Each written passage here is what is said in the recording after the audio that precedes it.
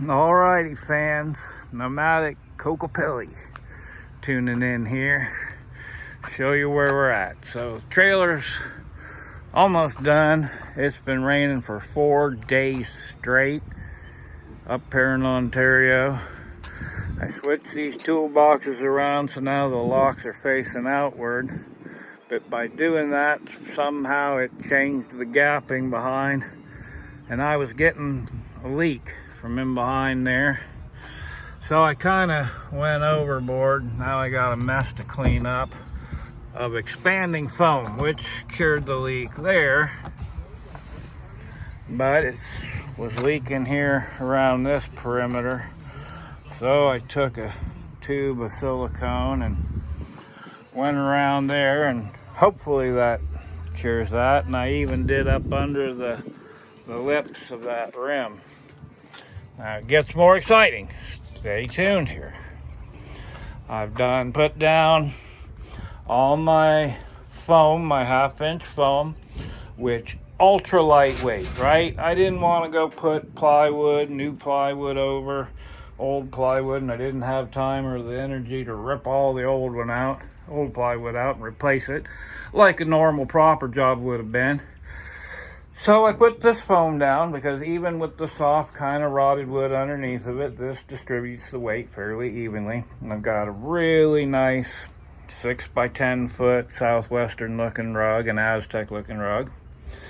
2 more pieces to finish up in the front, and that piece of whatever compressed board that's up there,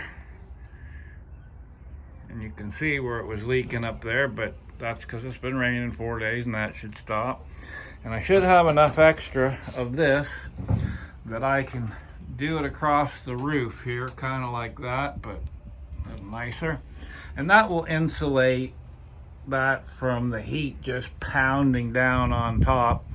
Although there is going to be a huge 4 by 8 solar panel, 280 watt solar panel that's going to sit up on those racks on top, and then the inverter and battery are going to fit on that shelf, but I'm going to shorten and redo that shelf a little bit because it's a little too big.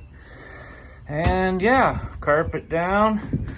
Got to make a little rain gap for up here along this edge, which I have this piece of trim here, you can see, because when I fold this down, oh my golly, there's a gap. Now I could go and get a bigger piece of wood that would go right up into that, but you know, the price of plywood, I'm looking at $50 to cut a new piece of wood and put it in there. This was only $10, and I'm gonna cut a piece and have it, if I can get a proper view, have this so it comes up and matches that, and it'll just be a little soft area. And someday I'll do it right, but this is me trying to get on the road. Now, what I've got next that is so beautiful, and just happened upon it, is a beautiful soaker tub. That's right, a nice soaker tub.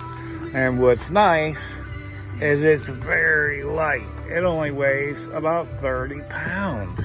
Super lightweight. So my Julka hot water, propane hot water system, which has 100-foot hose, takes water from the creek and can pump it in, but it goes through a double filtration system, so it filters the water to not quite drinkable, but to clean water.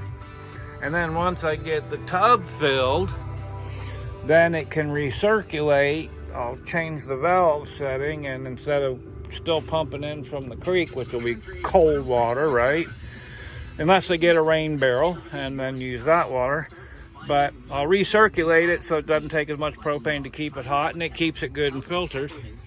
And I will be in the lap of redneck luxury up in the woods. Sorry for the term, but the shoe fits wear it.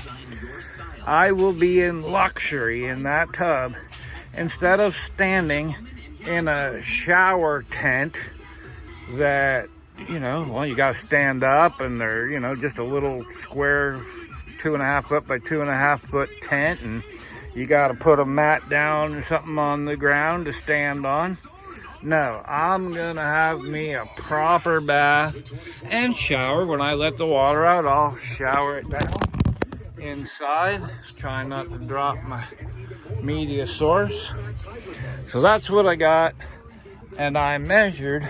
Now, I don't know if I'm gonna put it in the yurt or the tent, but in all actuality, it would kind of fit. If I took out that shelf, it would fit across there. Now, I wouldn't be able to sit out in the sunshine and stuff, so that's a negative. Although this side opens up, if I run it long ways there, I'd have a view out the side. And I wouldn't be looking like freshly poached boiled meat for Big Grizzly Bear to come and have his lunch out of me. But options. I got options, and I just couldn't believe these tubs new, even though they're like the polyacrylic tubs, they sell for an outrageous amount. Like the cheapest ones are $500-600 up here for one of these. And this fella from Europe, you know, he put in a big fancy ceramic one, and this one's not perfect. It's got a little, you know, it's had a couple baths in it, but there's no cracks. It looks pretty good. And for $50, I will be bathing in luxury. Anyways, that's all I got for you today. Thanks for tuning in. If the sun would ever come back out and the rain would stop for a day, I could finish this up. I'm going to do some work here in a minute and finish up the pink foam, cut the pieces, glue them on the ceiling, go pick up the solar panel, mount it, and put the hole down through the wires into the compartment itself. And that's a wrap. So thanks for tuning in. Thanks for watching my videos, y'all. Should be any day, not any day, about a week, and we're hitting that happy highway. Please subscribe, give me a thumbs up, tell your friends to subscribe, help me out. I need subscribers, I need your help, and I want y'all to enjoy it. I know this is boring stuff, but man, wait till I get up to the property and things get a little more exciting. So once again, thanks for tuning in. Nomadic Cocopelli. Just an old feller looking for something to do and get out of the city and up into the woods. All right, take care, y'all, and go Oilers, go Florida, go. Let's have us a good Stanley Cup, and we'll watch that game tonight. All right, see y'all.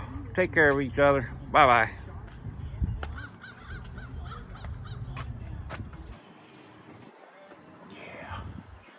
Ain't seen the sun in a week.